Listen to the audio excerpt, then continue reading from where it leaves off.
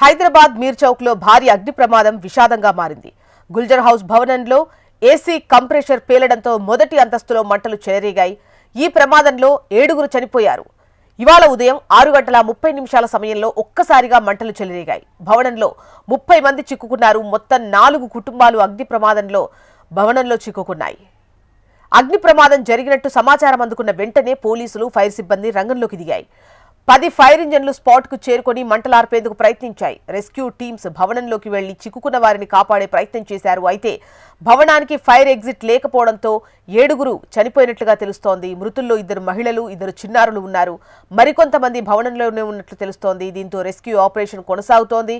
ఇప్పటి వరకు 16 మందిని రెస్క్యూ చేయగా అందులో 2 పరిస్థితి విషమంగా ఉన్నట్లు తెలుస్తోంది.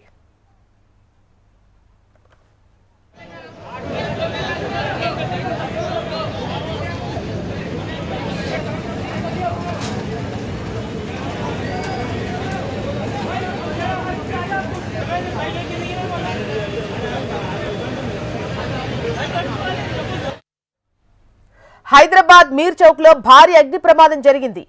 గుల్జార్ హౌస్ భవనంలో ఏసీ కంప్రెషర్ పేలడంతో మొదటి అంతస్తులో మంటలు చెలరేగాయి. ఈ ప్రమాదంలో 7గురు చనిపోయారు. ఉదయం 6:30 సమయంలో ఒక్కసారిగా మంటలు చెలరేగాయి. భవనంలో 30 మంది చిక్కుకున్నారు. మొత్తం 4 కుటుంబాలు అగ్ని ప్రమాదంతో భవనంలో చిక్కుకున్నాయి. అగ్ని ప్రమాదం జరిగినట్టు సమాచారం అందుకున్న వెంటనే పోలీసులు, ఫైర్ సిబ్బంది రంగంలోకి దిగారు. 10 ఫైర్ ఇంజన్లు స్పాట్కు చేరుకొని మంటలార్పేందుకు ప్రయత్నించాయి. రెస్క్యూ టీమ్స్ భవనంలోకి వెళ్లి చిక్కుకున్న వారిని కాపాడే ప్రయత్నం చేశారు. అయితే భవనానికి ఫైర్ ఎగ్జిట్ లేకపోవడంతో 7గురు చనిపోయారు. మృతుల్లో 2 మహిళలు, 2 చిన్నారులు ఉన్నారు. మరికొంతమంది భవనంలోనే ఉన్నట్లు తెలుస్తోంది. దీంతో రెస్క్యూ ఆపరేషన్ కొనసాగుతోంది. ఇప్పటి వరకు 16 మందిని రెస్క్యూ చేశారు. అందులో 2 పరిస్థితి విషమంగా ఉంది.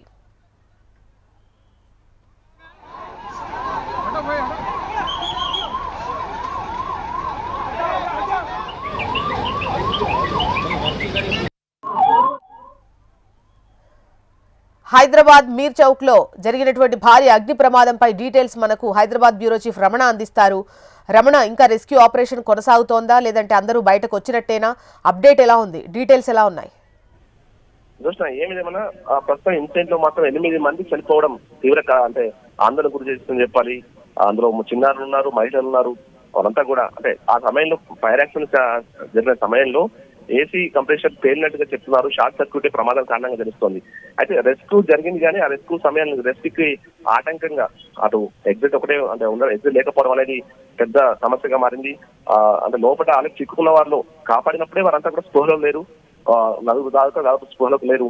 వారందరినీ ఆసుపత్రికి తరలించారు. కానీ అప్పటికే వారు చనిపోయారు. 8 మంది చనిపోయారు. ఇంకా 2 పరిస్థితి మాత్రం ఇంకా తీవ్ర విషమంగా ఉంది. ఇంకా లోపల ఎవరైనా ఉన్నారా అనే కోణంలో అయితే ప్రస్తుతం వారందరినీ కాపాడే ప్రయత్నం అయితే ప్రస్తుతం జరుగుతోంది. పూర్తి స్థాయిలో 10 ఫైర్ ఇంజన్ల సహాయంతో ఈ మొత్తం రెస్క్యూ కంటిన్యూ చేశారు. ఆక్సిజన్ తో సహా లోపలికి వెళ్లి వారిని కాపాడే ప్రయత్నం కూడా చేశారు. ఇక రెస్క్యూ సమయంలో గోడల్ని కూడా పూర్తిగా ధ్వంసం చేసి లోపలికి వెళ్ళిన టీమ్స్ వారందరినీ సేఫ్ గా తీసుకొచ్చే ప్రయత్నం చేశారు. కానీ అప్పటికే చాలా మంది పొగ కారణంగా ఊపిరాడక ఆక్సిజన్ అందక వారంతా కూడా ప్రాణాలు కోల్పోయినట్టు ఇస్తుంది. చాలా తీవ్రమైన గాయాలు లేవు కానీ వారంతా ముఖ్యంగా ఊపిరాడక శ్వాస అందరికీ చనిపోయినట్టుగా ప్రాథమిక గుర్తించారు. ఎవరైతే ఇంకా మిగతా గాయపడ్డారో దాదాపు 10 మంది పైగానే వారందరినీ స్థానికంగా ఉన్న ఆసుపత్రులు కాదు ఉస్మానియా, డిఆర్ఓతో పాటు మలక్పేట, యశోద కూడా తరలించారు. వారికి చికిత్స కొనసాగుతుంది. అందులో కొంతమంది పరిస్థితి విషమంగా ఉన్నట్టుగా తెలుస్తోంది. ఏదేమైనా మరి కాస్త మనకు పూర్తి డీటెయిల్స్ వచ్చే అవకాశం ఉంది. 8 మంది అయితే చనిపోయినట్టుగా మనకు పూర్తి స్థాయిలో ఉన్నటువంటి అధికారుల ద్వారా సమాచారం. మరో 2 పరిస్థితి మాత్రం తీవ్ర విషమంగానే ఉన్నట్టుగా తెలుస్తుంది. ఇలాంటి వరుస ప్రమాదాలు జరుగుతూ ఉన్నాయి. ఈ ప్రమాదాల్లో ఈ అగ్గికి చాలా మంది అమాయకులు బలవుతూనే ఉన్నారు. ఇంత జరుగుతున్నా కూడా మనం అధికార యంత్రాంగం మాత్రం మొద్దు నిద్ర పెట్టట్లే అని చెప్పాలి. ఎందుకంటే మనం ఇలాంటి ఇన్సిడెంట్స్ ఎక్కువగా ఢిల్లీ లాంటి ప్రాంతాల్లో చూస్తూ ఉంటాం. ఈ మధ్యకాలంలో హైదరాబాద్ లో చాలా పెరిగాయి. వరుసగా జరుగుతుంది. నిన్నటికైనా స్వప్నాలకు సంబంధించిన ఇన్సిడెంట్ సికింద్రాబాద్ స్వప్నాలకు సంబంధించి కూడా 7 చనిపోయారు. దానికి సంబంధించి ఛార్జ్ షీట్ కూడా పోలీసులు దాఖలించారు. అందులో కూడా సేమ్ ఇవే నిర్లక్ష్యాలు కనిపించాయి. ఆ ఛార్జ్ షీట్ లో పోలీసులు స్పష్టంగా చెప్పారు. అధికారుల నిర్లక్ష్యానికి సంబంధించి కూడా అందులో ప్రస్తావించారు. సేమ్ నిన్న ఆ ఛార్జ్ షీట్ స్వప్నంలోకి ఛార్జ్ షీట్ వచ్చిన ఒక్క రోజులోనే అంటే ఒక్క రోజు గడిచిన తర్వాత 2 గంటలలోపే ఈ ఇన్సిడెంట్ జరగడం, ఇందులో 8 మంది చనిపోవడం, మరో 2 సీరియస్ గా ఉండడం అయితే ఖచ్చితంగా ఇది ఆందోళన కలిగిస్తున్న విషయం అని చెప్పాలి. ఇప్పటికీ చాలా బిల్డింగ్స్ ఇట్లాగే ఉన్నాయి. చాలా వరకు అంటే కమర్షియల్ బిల్డింగ్స్ అనుకోవచ్చు, ఆసుపత్రులు తీసుకున్న చాలా చోట్ల ఇలాంటి పరిస్థితులు ఉన్నాయి. వాటిపై ఫోకస్ చేయాల్సిన అవసరం ఉంది. ఎప్పటికప్పుడు విజిట్ చేయాల్సినటువంటి ఫైర్ సేఫ్టీ సంబంధించిన అధికారులు కావచ్చు, జిహెచ్ఎంసీ టీమ్స్ మాత్రం అసలు అంటే ప్రాథమికంగా ఎక్కడ కూడా వారు విచారణ చేయడం అనేది మాత్రం కాదని నిజం చెప్పాలి. భవన నిర్మాణ సమయంలోనే అనుమతులు ఇలాంటి ప్రమాదాలు జరిగే అవకాశాలు ఉండవు. చాలా పెద్ద మొత్తంలో రెస్క్యూ అయితే కొనసాగుతుంది. ఇంకా మంటలు పూర్తిగా అదుపులోకి వచ్చాయి కానీ ఇంత లోపల పొగ ఉంది. కొంతమంది ఎవరైనా స్పో కోల్పోయి ఉన్నారా అనే కోణంలో అయితే ప్రస్తుతం అణువణువు ఫైర్ సంబంధించిన రెస్క్యూ టీమ్స్ పూర్తిగా గాలిస్తున్నాయి. చాలా విషాదకరమైన వార్తగా చెప్పాలి. ఉదయం 6:30 ప్రాంతంలో అంటే మొత్తం యజమాని ఎవరైతే ఉన్నారో కృష్ణాపేర్లు సంబంధించి వారికి సంబంధించిన కుటుంబానికి అంటే వారి పిల్లలంతా అంటే 4 కుటుంబాలు మొత్తం లోపల ఉంటున్నాయి. ఆ 4 కుటుంబాలకు సంబంధించి వారికి ఈ రాత్రి కాలరాత్రి అని చెప్పాలి. దాదాపుగా వారందరినీ కాపాడే ప్రయత్నం పెద్ద ఎత్తున చేశారు కానీ ముఖ్యంగా రెస్క్యూకి సంబంధించి అంటే అది ఎగ్జిట్ లేకపోవడం అనేది చాలా ఇబ్బందికరంగా మారింది. రెస్క్యూకు ఆటంకంగా మారింది. దాని మూలంగానే ఇంత స్థాయిలో ఈ ప్రమాదం జరిగినట్టు భావించాలి.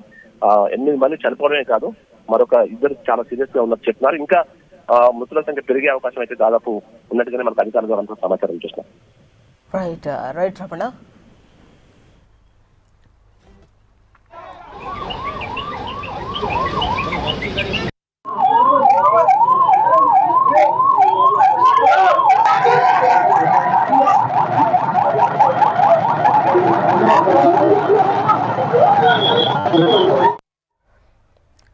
అది మీరు చూస్తున్నారు హైదరాబాద్ మీర్ చౌక్లో జరిగినటువంటి అగ్ని ప్రమాదానికి సంబంధించి ఆ తర్వాత రెస్క్యూ ఆపరేషన్ కొనసాగుతున్నటువంటి దృశ్యాలు మీరు చూడొచ్చు. ఒక్కొక్కరిని బయటకు తీసి అటు హాస్పిటల్కు తరలిస్తున్నటువంటి దృశ్యాలు. ఈ ఘటనలో 7 చనిపోయినట్టుగా తెలుస్తోంది. కొంతమందిని ఎవరినైతే హాస్పిటల్లో జాయిన్ చేశారో 14 మందిని, అందులో 2 పరిస్థితి విషమంగా ఉన్నట్టుగా తెలుస్తోంది. అయితే గుల్జార్ హౌస్ భవనంలో ఏసీ కంప్రెషర్ పేలడంతో ఈ ప్రమాదం జరిగినట్టుగా తెలుస్తోంది. మొదటి అంతస్తులో ఒక్కసారిగా మంటలు చెలరేగాయి. ఈ ప్రమాదంలో 7 చనిపోయారు. ఇవాళ ఉదయం 6:30 సమయంలో ఒక్కసారిగా మంటలు చెలరేగాయి. భవనంలో మొత్తం 30 మంది చిక్కుకున్నారు. మొత్తం 4 కుటుంబాలు ఈ అగ్ని ప్రమాదంలో చిక్కుకున్నట్లుగా తెలుస్తోంది. అగ్ని ప్రమాదం జరిగినట్టు సమాచారం అందినటువంటి వెంటనే అటు ఫైర్ సిబ్బంది, పోలీసులు ఘటనాస్థలికి చేరుకొని రెస్క్యూ ఆపరేషన్ కొనసాగిస్తున్నారు. మీరు చూడొచ్చు విజువల్స్లో మీరు చూడొచ్చు రెస్క్యూ ఆపరేషన్ కొనసాగుతోంది. భవనంలోకి వెళ్ళి చిక్కుకున్న వారిని కాపాడేటువంటి ప్రయత్నం చేస్తున్నారు. అయితే భవనానికి ఫైర్ ఎగ్జిట్ అనేది లేదు. మీరు అక్కడ భవనాలు చూడొచ్చు, ఎంత ఇరుకిరుగా పక్కపక్కనే, అసలు ఎట్నుండి ఎటు వెళ్ళాలి తెలియకుండా ఓన్లీ ఎంట్రీ మాత్రమే ఉండి ఎగ్జిట్ లేనటువంటి భవనాలే అక్కడ మనకు కనిపిస్తున్నాయి. భవనానికి ఎగ్జిట్ లేకపోవడంతో పెద్ద ఎత్తున ఒక విధంగా చెప్పాలంటే 7 చనిపోయినటువంటి పరిస్థితి కూడా అందుకే అని చెప్పొచ్చు. మృతుల్లో 2 మహిళలు, 2 చిన్నారులు ఉన్నారు. ఇప్పటి వరకు అందుతున్నటువంటి సమాచారం ప్రకారం మరికొంతమంది భవనంలోనే ఉన్నారు. దీంతో రెస్క్యూ ఆపరేషన్ కొనసాగిస్తూ ఉన్నారు. ఇప్పటి వరకు 16 మందిని రెస్క్యూ చేశారు, వారిని హాస్పిటల్లో జాయిన్ చేశారు. అందులో 2 పరిస్థితి విషమంగా ఉంది అని చెప్పేసి వివరాలు అయితే అందుతున్నాయి. ఇంకా భవనంలో చిక్కుకున్న వారిని రక్షించేటువంటి ప్రయత్నం అయితే జరుగుతోంది. లైవ్లో మనకు డీటెయిల్స్ అందించేందుకు ఆర్కే సిద్ధంగా ఉన్నారు. ఆర్కే, ప్రస్తుతం సిచ్యువేషన్ ఎలా ఉంది? హాస్పిటల్లో కూడా ప్రస్తుతం 16 మంది ట్రీట్మెంట్ తీసుకుంటున్నారు. అందులో 2 పరిస్థితి విషమంగా ఉంది అంటున్నారు. డాక్టర్స్ ఏమంటున్నారు? అండ్ లొకేషన్ దగ్గర ఎటువంటి పరిస్థితి ఉంది? ఘటన జరిగినటువంటి ప్రాంతంలో ప్రస్తుత పరిస్థితి ఏ విధంగా ఉంది? ఓవరాల్ డీటెయిల్స్ ఎలా ఉన్నాయి? అగ్ని ప్రమాదాలు ఓల్డ్ సిటీ వాసుల్ని భయపెడుతున్నాయని చెప్పాలి. నిన్న అఫ్జల్గంజ్ ఘటన మర్చిపోకముందే ఈరోజు తెల్లవారుజాము సమయంలో గుల్జార్ హౌస్ వద్ద కూడా భారీ అగ్ని ప్రమాదం జరిగింది. దీంట్లో మొత్తం కూడా ఆ బిల్డింగ్లో దాదాపుగా 30 మంది వరకు కూడా ఉన్నారు. అందులో 16 మందిని అయితే రెస్క్యూ చేయడం జరిగింది ఫైర్ సేఫ్టీ అధికారులు. అలాగే మరొక 8 మంది, ఇప్పుడే లేటెస్ట్ అప్డేట్, ఇంతకుముందు వరకు 7 మంది చనిపోవడం జరిగింది. కాకపోతే ఇప్పుడే అందుతున్న సమాచారమే 8 మంది కూడా మంటల్లో చిక్కుకొని చనిపోవడం జరిగింది. మరికొంతమంది లోపలే ఉన్నారు. వాళ్ళని బయటికి తీసే ప్రయత్నాలను అయితే ఫైర్ సేఫ్టీ అధికారులు అయితే చేస్తున్నారు. మరోవైపు 10 ఫైర్ ఇంజన్లతో మొత్తం కూడా మంటల్ని పూర్తిస్తే అదుపులోకి తెచ్చే ప్రయత్నం చేస్తున్నారు. వాస్తవానికి ఆ బిల్డింగ్ చాలా చిన్నగా ఉండడంతో పాటు అంటే ఒకటే బిల్డింగ్ ఉండడం, ఎగ్జిట్ అనేది లేకపోవడం, ఫైర్ ఇన్సిడెంట్ జరిగిన సమయంలో బయటకు వచ్చే పరిస్థితి లేకపోవడంతో ఒక్కసారిగా అందరూ కూడా లోపల చిక్కుకుపోయిన పరిస్థితి కనిపించడం జరిగింది. దీనికి సంబంధించి కూడా ఫైర్ సేఫ్టీ అధికారులతో మాట్లాడిన సమయంలో వాళ్ళు కూడా ఇదే విషయాన్ని ధృవీకరించడం జరిగింది. ఏసీకి సంబంధించిన కంప్రెసర్ ఏదైతే ఉంటుందో అది పేలనంతోనే ఈ అగ్ని ప్రమాదం చోటు చేసుకుని ఉండొచ్చు అని అయితే వాళ్ళు ప్రాథమికంగా అంచనాకు వచ్చారు. అయితే ఇది మాత్రమే ప్రధాన కారణమా, లేకపోతే షార్ట్ సర్క్యూట్ కూడా, అంటే ఏసీ కంప్రెసర్ పేలిన సమయంలోనే షార్ట్ సర్క్యూట్ కూడా జరిగి మంటలు మరింత వేగంగా వ్యాపించాయి అనేది కూడా ఇంకా వాళ్ళు పూర్తి స్థాయి పరిశీలించిన సమయంలో నిర్ధారణ వచ్చే అవకాశం అయితే కనిపిస్తుంది.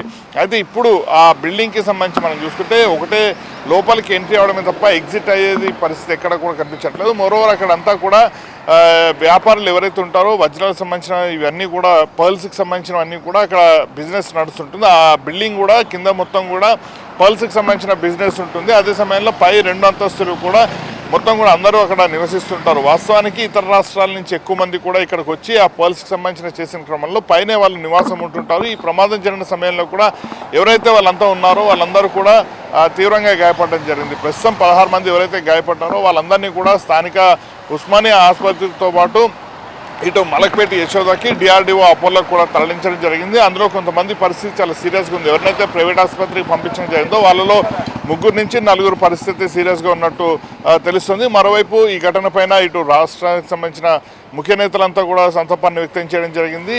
8 మంది చనిపోయిన వాళ్ళలో 3 చిన్నారులు ఉన్నారు. అంటే 10 ఏళ్ల లోపల చిన్నారులు 2 ఉంటే 20 ఏళ్ళ లోపల చిన్నారి మరొక 17 ఏళ్ళ చిన్నారి అయితే ఉంది. ఇక సీనియర్ సిటిజన్లు కూడా ఇందులో 3 ఉన్నారు.